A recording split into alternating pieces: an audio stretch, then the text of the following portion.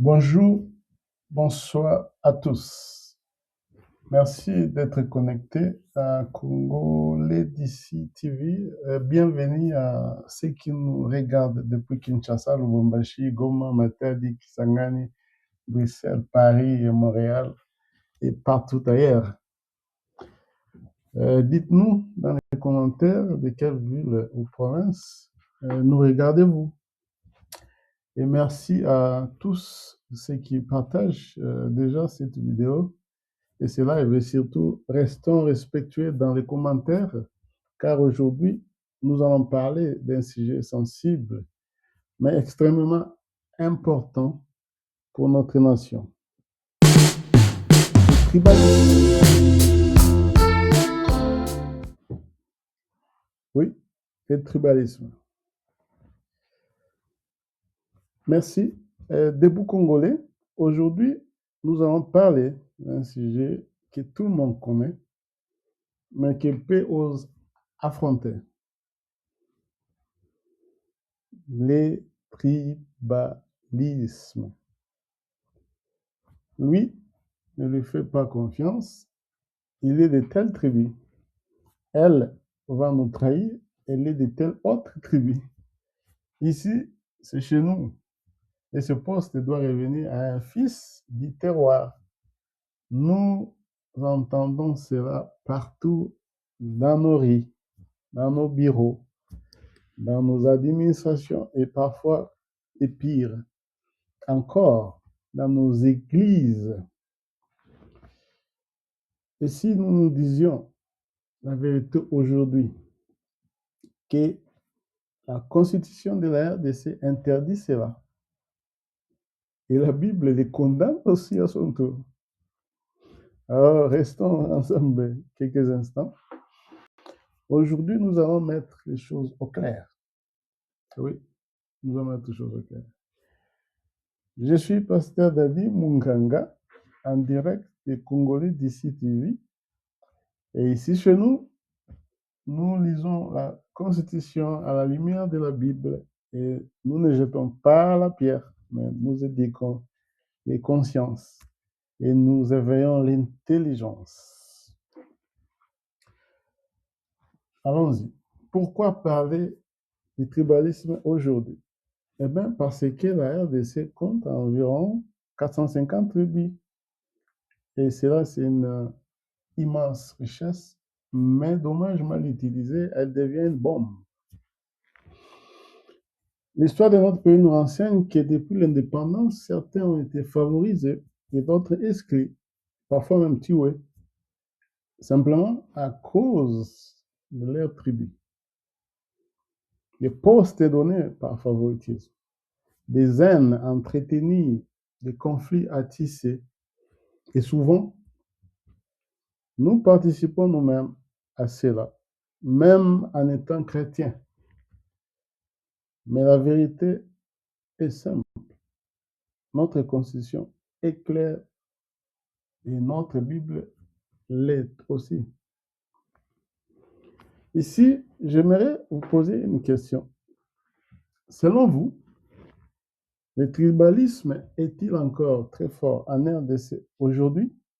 Si oui ou non, répondez-nous dans les commentaires et nous allons lire au fur et à mesure nous continuons notre conversation.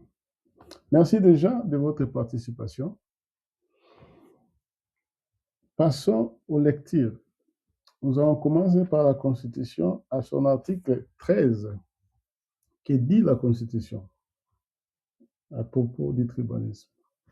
Aucun Congolais ne peut faire objet d'une mesure discriminatoire à raison de son appartenance à une ethnie ou à une tribu.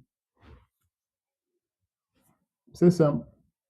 Nous ne pouvons pas refuser un emploi. Nous ne pouvons pas refuser une promotion, exclure quelqu'un ou humilier quelqu'un à cause de son origine. Article 51 de notre Constitution. L'État a le devoir d'assurer et de promouvoir la coexistence pacifique et harmonieuse de tous les troupes ethniques du pays. Voilà, ici, ce n'est pas une option, c'est une obligation. Et maintenant, écoutons bien. Article 66. Tout Congolais a le devoir de respecter et de traiter ses concitoyens sans discrimination aucune afin de renforcer l'unité nationale. Donc c'est toi, donc c'est moi. Nous sommes responsables. Alors, je profite, si ce type de réflexion vous intéresse, abonnez-vous maintenant à la chaîne. Ici, nous parlons constitution, foi, société et avenir de notre pays, la RDC. Passons à la Bible.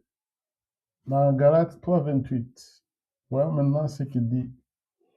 Paul déclare, il n'y a ni juif, il n'y a ni grec, il n'y a ni esclave, ni libre, car tous vous êtes un en Christ. À l'époque, les juifs méprisaient les grecs méprisaient les juifs à leur tour. Mais Paul nous dit, dans le Christ, ces barrières tombent. Pas parce que les différences disparaissent, mais parce que l'unité devient plus forte. Et si nous sommes chrétiens, nous sommes appelés à renoncer au tribalisme. Regardons maintenant Apocalypse. Une foule immense de toutes les nations, tribus et peuples et langues. Apocalypse 7, 9. Voilà ce qui devrait ressembler l'image de la RDC d'aujourd'hui avec ses 45 tribus. Une question encore pour nous-mêmes maintenant. Pourquoi, selon vous, même certains chrétiens tombent-ils encore dans le tribalisme? Commentez dans le chat. Merci pour vos commentaires. Mais soyons clairs, la tribu n'est pas un problème. La tribu, c'est une richesse. Le problème, c'est ce que nous en faisons. Quand nous excluons, quand nous favorisons injustement, quand nous méprisons, là, cela devient un problème, un péché selon même la Bible. Car Dieu seul nous unit, le tribalisme nous divise. Dieu nous rassemble et le tribalisme détruit. Lévitique nous dit, Dieu dit, tu aimeras ton prochain comme toi-même. Dieu ne dit pas que tu aimes seulement ce qui est de votre tribu, mais il dit aimer ton prochain comme toi-même. Et notre prochain, c'est aussi les Congolais qui ne parlent pas notre langue.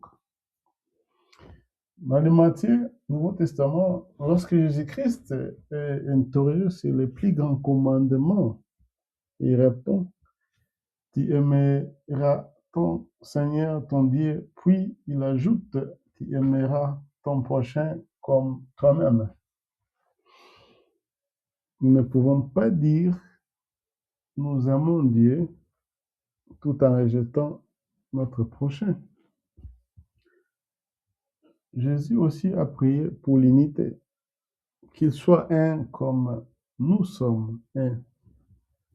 Jean 17, 21. Nous, chrétiens d'aujourd'hui, nous prions l'unité. Mais dommage, nous vivons la division.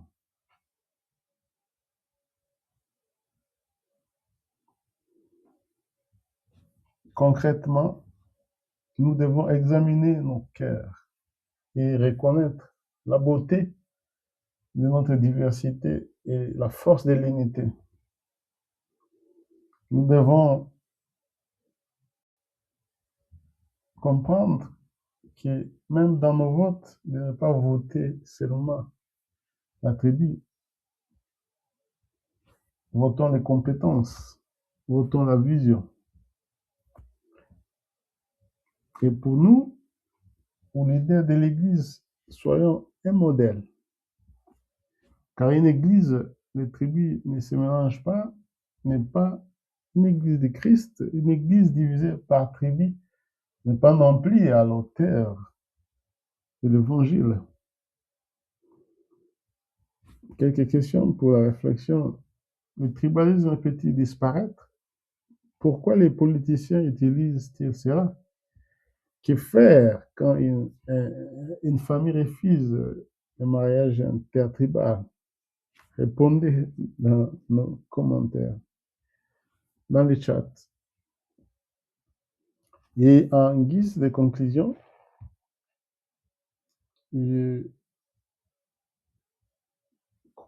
j'ose dire que la RDC peut changer. Oui, la RDC peut changer. Mais le changement commence par et avec nous. Si nous changeons notre mentalité, notre façon de faire, notre façon de voir les choses, de voir ces pays, notre façon de voir nos frères, sœurs congolais, alors tout le reste changera automatiquement. Alors c'est notre prière, et que le Seigneur qui a créé des tribus, des langues et des peuples puisse guérir nos cœurs, qui puisse nous enseigner et nous aider à aimer, qui puisse nous aider à reconnaître la beauté de cette diversité dans la RDC, reconnaître la force de l'unité, car ensemble, seulement en étant ensemble, unis comme un seul peuple, une nation qu'on peut accomplir plus, et que ce pays, la RDC, qui est potentiellement riche,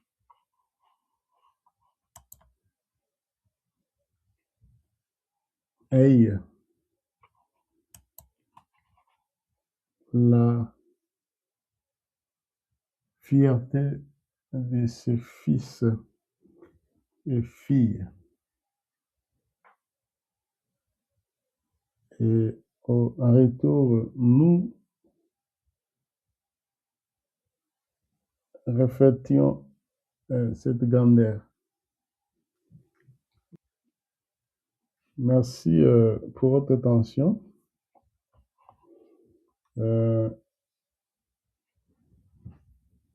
Et que